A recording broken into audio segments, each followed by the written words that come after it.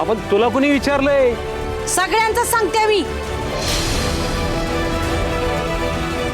खबरदार खबरदार,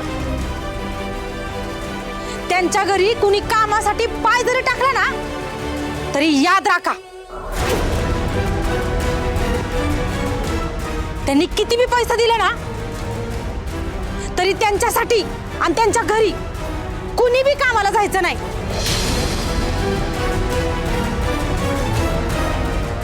त्यांच्या घरी कुणी बी कसल्या बी कामासाठी पाय जरी टाकला ना तर लक्षात ठेवा,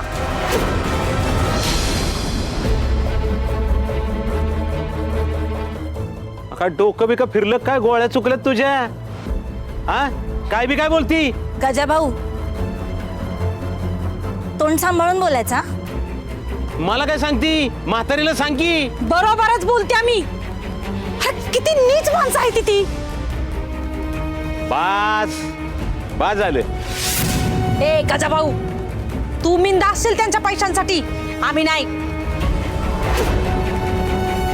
अरे आबासाहेबांसारख्या देव माणसावर ती कशी वागली ती आमच्या डोळ्यांनी बघितलंय आम्ही.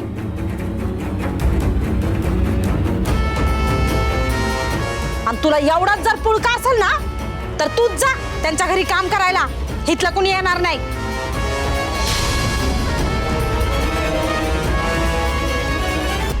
बघा मी फक्त सांगितलं. ए गजा, तूच नीट कान उघडं ठेवून ऐक.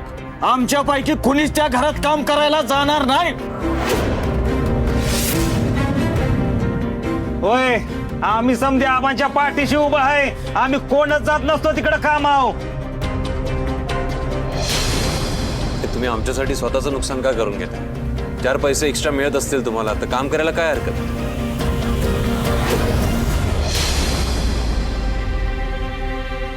इंद्रा बरोबर बोलतोय. सगळ्यांना पैशांची गरज आहे. जा तुम्ही. आबा, पैसे काय कुठं पण काम करून मिळवता येतील की? हो, तुम्हाला त्रास देणाऱ्यांच्या घरी आम्ही चाकरी नाही करणार.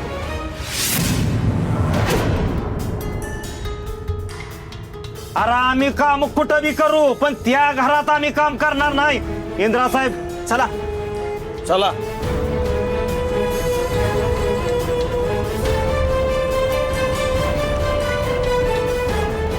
गजा भाऊ, कळलं ना?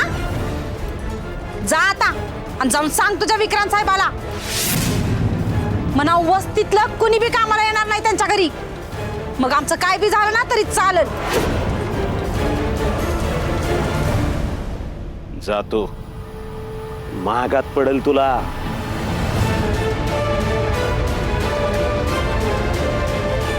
गजा भाऊ, निघा.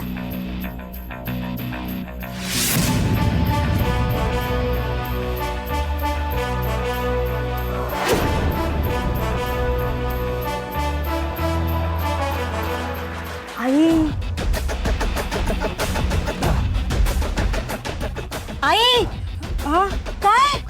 अगं काय खाते का काय झालं तू आता? नाही अगं, कसली जबरी आहेस तू. तुझा अवतार तर मी आज पहिल्यांदाच पाहिलाय. पण अगं मग काय करणार? अगं आबासाहेब, मालती मॅडम, जावई बापू, तुम्ही सगळी आमची माणसं आहेत. ते लोक तुमच्यासोबत असं वागूच कसं शकतात ग? लाज बी नाही मेल्यांना. घडी पाहिजेत म्हणा घरात काम करायला. ती कसं बी वागणार आपल्याशी? आणि आपण काय त्यांची सेवा करायची का? त्यांच्या घरची भांडी घासायची का? नाही जमणार. काय तर म्हण, त्यांच्या घरात जा. त्यांच्या घरात जाता येईल की? बरोबर. आता घरात घुसायसाठी कारण सुद्धा आहे. ए राणे, काय कुठे निघालीस? अगं आई, तुला काय सांगू, तू किती मोठं काम केलंस माझं. अगं अगं अगं राणे.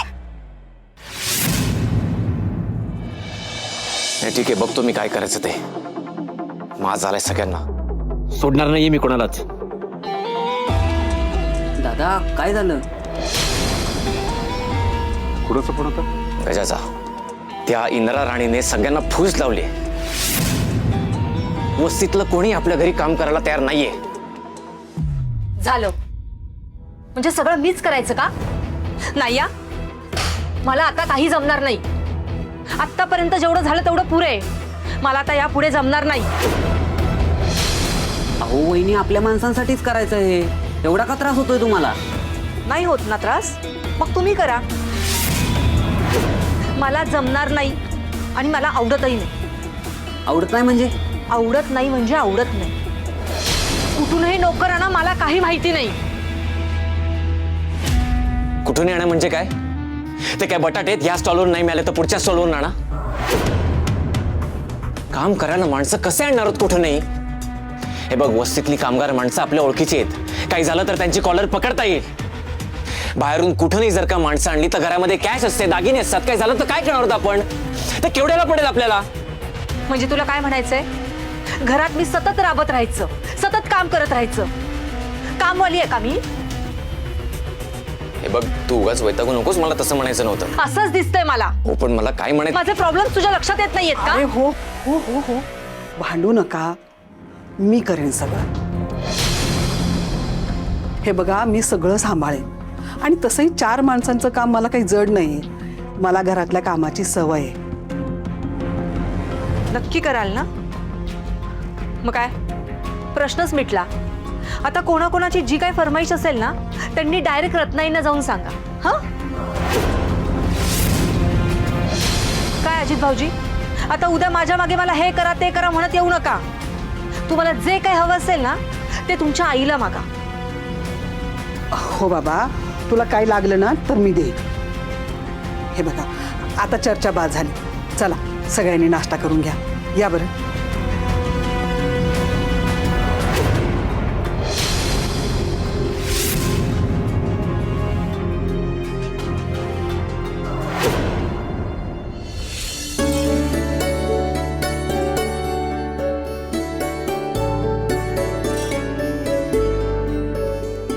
काय मी म्हणा साहेब, तुमच्यावर काम करायचं म्हणलं का नाही, लयच भारी वाटतंय. अहो पहिले लय प्यायला व्हायचं.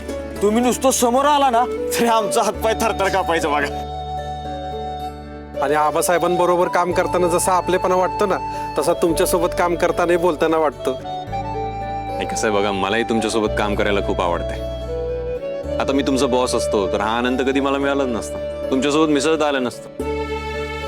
असं समजा की मी तुमचा मित्रच आहे आजपासून. काय गोट्या? तुमच्यासारखा दोस्त मिळाला म्हणजे आमचं नशीबच चमकलं. आजपासून आम्ही तुमचे सुदामा आणि तुम्ही आमचं कृष्ण. अरे